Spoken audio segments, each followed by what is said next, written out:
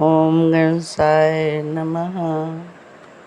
ओम गणसाय नमः। गणपति का न करना अपमान, इसे सुनना आप सबका है काम। सुन लो ना भक्तों मेरी भक्ति गुणगान।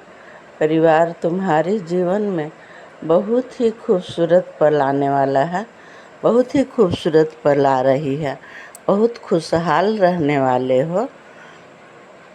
मुझे तो गणपति की संदेश मिली है, आपको अपने अपने इष्ट देव की शरण में हमेशा रोजाना ही जयकारा लगाना ही चाहिए ना।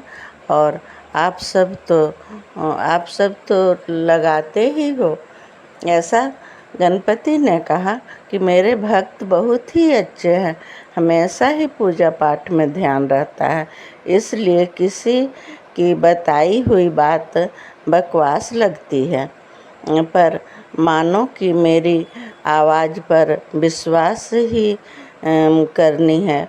मेरी तो आवाज़ की ही है ना, मैं तो किसी को विश्वास नहीं दिला सकती, क्योंकि हम सब एक जैसे मानव जाति है ना। लेकिन हर एक व्यक्ति को कर्म के अनुसार काम बांटते हैं ना भगवान। मुझे भी जो काम संदेश पहुंचाने की मिली है वही मैं कर रही हूँ। बहुत ही खुश हूँ कि मुझे इस लायक समझे और चुन लिए गए हम आप सबके पास पहुंचाने के लिए संदेश।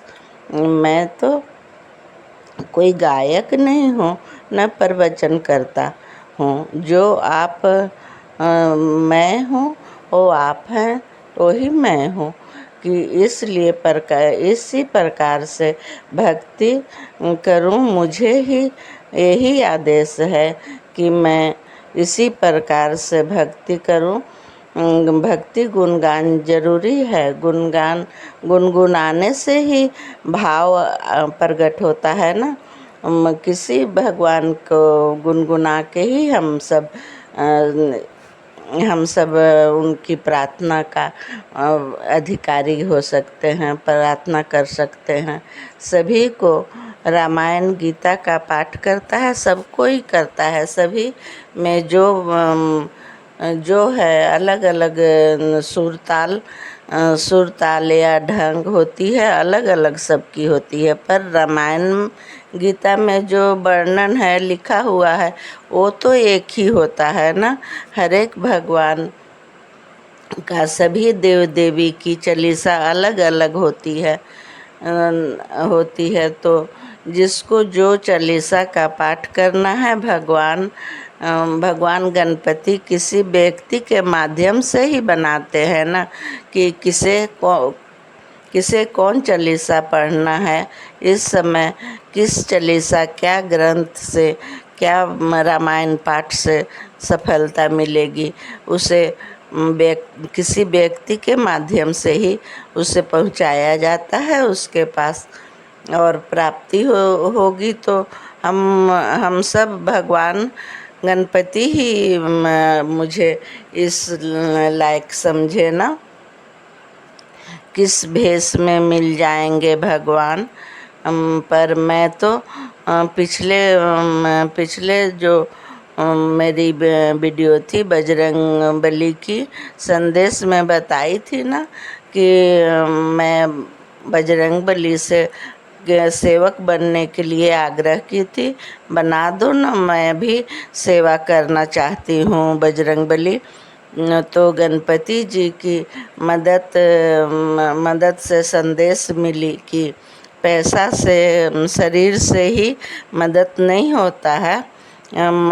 मदद नाम ही नहीं है। किसी से तुम्हारे से कोई भी मुस्कुराहट, किसी प्रकार की तकलीफ ना हो, किसी के चेहरे पर मुस्कुराहट ला सको, वो भी जीवन की राह में बहुत बड़ी मदद होगी। किसी को खुशी पहुंचा सको, तो उसे बड़ी मदद और कोई नहीं, इंसान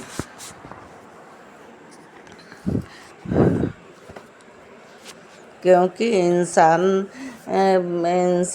खुश होकर होगा तो स्वस्थ भी होगा। खुश रहने से स्वास्थ्य में ज़रूर ही फर्क आता है। स्वस्थ भी हो जाएगा।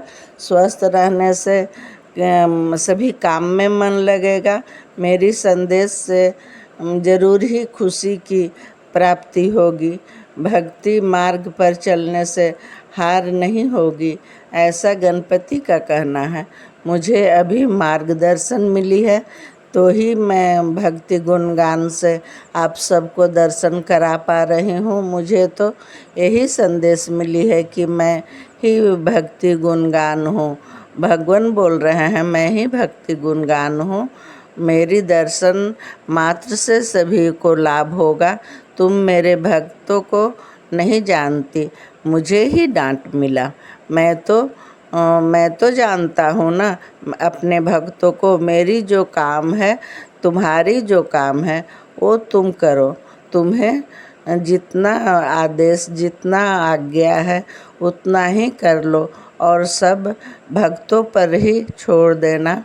मैं खुश होने का साधन घर घर में भक्ति गुणगान द्वारा ही पहुँचाने में तुम्हारी प्रार्थना व्यर्थ नहीं जाएगी।